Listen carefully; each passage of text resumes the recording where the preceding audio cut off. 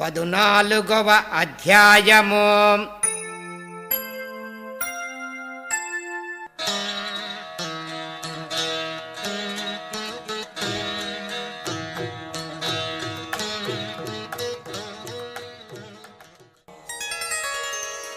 ఓం శ్రీ గణేశాయ నమః.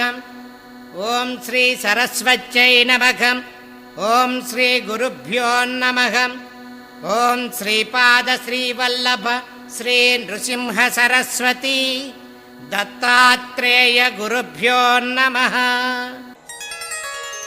సిద్ధయోగి ఇంకా ఇలా చెప్తూ ఉన్నాడు.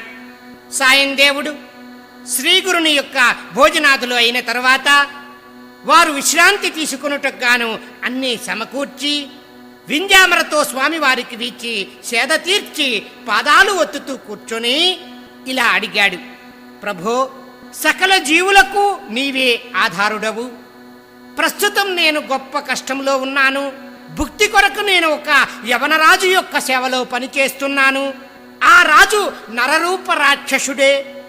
ప్రతి సంవత్సరము ఒక బ్రాహ్మణుణ్ణి చంపుతాడు. ఈ సంవత్సరము నన్ను చంపాలనేటటువంటి ఉద్దేశంతో నన్ను పిలిచాడు. ఈ ప్రాణాపాయం నుంచి నన్ను మీరే రక్షించాలి అని చెప్పి దుఃఖిస్తూ స్వామిని ప్రార్థించాడు.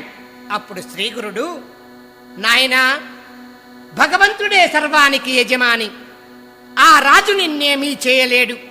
అతని చేత నీవు సత్కరించబడి తిరిగి వస్తావు. నీవు వచ్చే వరకు మేమిక్కడే ఉంటాము. దీర్ఘాయుష్మాన్ భవ, నీవు వెళ్ళిరా అని చెప్పేసి అన్నారు.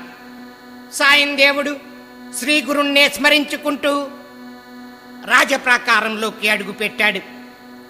అప్పుడు ఆ రాజు పిలిచిన వెంటనే రాకుండా ఆలస్యంగా వచ్చినందుకు కోపంతో లోపలికి వెళ్ళాడు. ఇంతలో ఆ రాజుకి అకారణంగా మత్తు ఆవహించింది. ఆ మత్తులో ఒక స్వప్నం వచ్చింది. ఆ స్వప్నంలో ఒక బ్రాహ్మణుడు తనను చంపుతున్నట్లుగా దర్శనమయ్యింది. ఇతరులకు తాను చేస్తున్నటువంటి హింస ఎంత బాధాకరమో అతనికి తెలిసి వచ్చింది. వెంటనే అతనిలో సత్ప్రవర్తన అలవడి వస్త్రభూషణాదులతో బయటికి వచ్చి సాయం దేవుణ్ణి సత్కరించి క్షమాపణ కోరి పంపివేశాడు. అప్పుడు సాయం దేవుడు మహా ఆనందంతో సంతోషంతో ఇంటికి వచ్చి శ్రీగురుమూర్తిని సమీపించి జరిగినటువంటి వృత్తాంతమంతా కూడా స్వామివారికి విన్నవించాడు.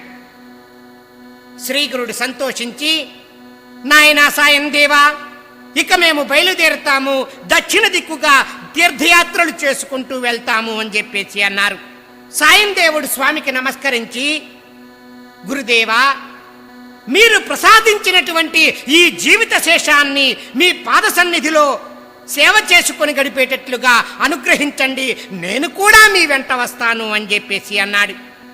అప్పుడు శ్రీగురుడు అతనితో, నాయనా, నీవు వచ్చేటటువంటి సమయం ముందున్నది.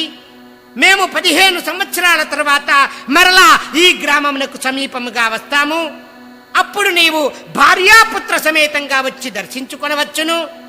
నీ కష్టములన్నీ కూడా తొలగిపోతాయి, చెడ్డ రోజులన్నీ వెళ్ళిపోతాయి. సుఖంగా ఉండమని చెప్పి ఓదార్చి శిష్య సమేతంగా దక్షిణ దిక్కుగా వెళ్ళి అనేక తీర్థములను పర్యటిస్తూ వైద్యనాథము అనే క్షేత్రానికి చేరుకున్నారు. శ్రీవారు అక్కడ కొంతకాలం గుప్తంగా ఉండటానికి నిశ్చయించుకున్నారు. ఓం శ్రీ దత్తాయ గురవే నమః. ఓం శ్రీపాదస్వామినే నమః. ఓం శ్రీ నృసింహ సరస్వత్యై నమః. ఓం శ్రీపాద శ్రీవల్లభ శ్రీ నృసింహ సరస్వతి దత్తాత్రేయ గురుభ్యో నమః.